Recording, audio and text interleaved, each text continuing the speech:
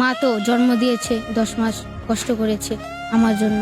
ছোটবেলায় এমন হয়েছে যে আমাকে মাদ্রাসায় পড়ানোর জন্য বাড়ি বাড়ি যে কাজ করে আমার আর আমার বোনকে পড়াইছে। মাকে কতটুকু ভালোবাসো? অনেক ভালোবাসি নিজের থেকে। সিয়াম, তুমি কি করো? আমি আগে মাদ্রাসায় পড়তাম, তারপর হঠাৎ করে আমার আব্বু আর মার সাথে ডিভোর্স হয়ে গিয়েছিল। তারপর আমি আর মাদ্রাসায় পড়ালেখা করি না, নানির কাছে থাকতাম। আব্বু আর মায়ের ডিভোর্স কেন হলো? মাকে অনেক অত্যাচার করতো, এই জন্য মা আব্বুকে ছেড়ে চলে গিয়েছে। এখন মা থাকে কোথায়? মা এখন থাকে যে 12 গলিতে। তুমি কি মায়ের সাথেই থাকো? না, আমি আব্বুর সাথে থাকি। বাবা কি বিয়ে করেছে?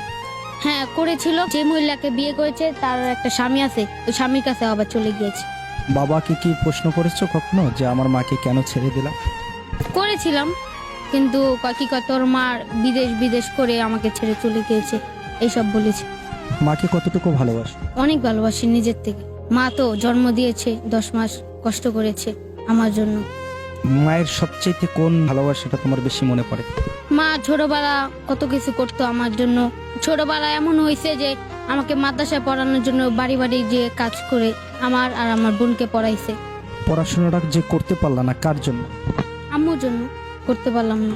তোমার পড়াশোনা বন্ধ হয়ে যাওয়ার মূল কারণ কে, তোমার বাবা না মা? মা। ডিভোর্সটা কে দিয়েছে? মা দিয়েছে। তারপর মা কি করে না, নিজের জীবনটা শেষ করবো না, তারপর চলে গিয়েছে আব্বুকে ডিভোর্স দিয়ে।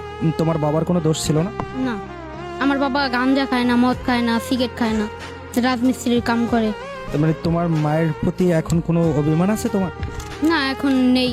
আমার অনেক ইচ্ছা আছে, আমি বড় হব, অনেক কিছু করব।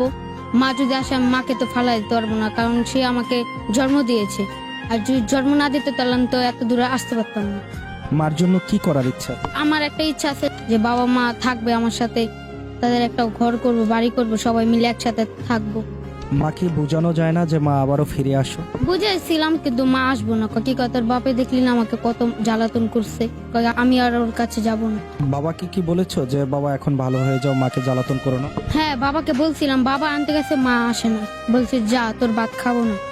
মা যদি এই না চলে যদি না গেতো তাহলে এখন আমি পড়ালেখাটাও করতে পারতাম। মা আব্বু একটা সুযোগ দিত, আব্বু অনেক বুঝাইছিল মাকে, কিন্তু মা আর আসেনি। মাকে তো বাবা অত্যাচার করতো, সেই জন্যই তো চলে গেছে, তাহলে মায়ের কেন অন্যায় হবে? অত্যাচার করছে, চলে আঙ্গ মুখে একটু টাকাও তো আসতে পারতো। মা এত নির্যাতন কেন সহ্য করবে ছেলেদের জন্য?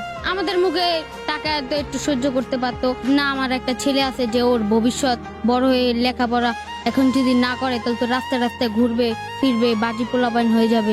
বাজে পোলাপান হয়ে যাবে আর না ভালো কিছু করবে? ভালো কিছু করব। মাকে তো দেখাতে হবে যে আমি ভালো আছি। হ্যাঁ, মাকে তো দেখাইতে হবে। আব্বু এখন কাজ করে রাজমিস্ত্রি। আমার একটা বোন আছে, বোনের বিয়ে দিয়ে দিয়েছে দেশে, তো আমি এখন বাবার কাছে থাকি।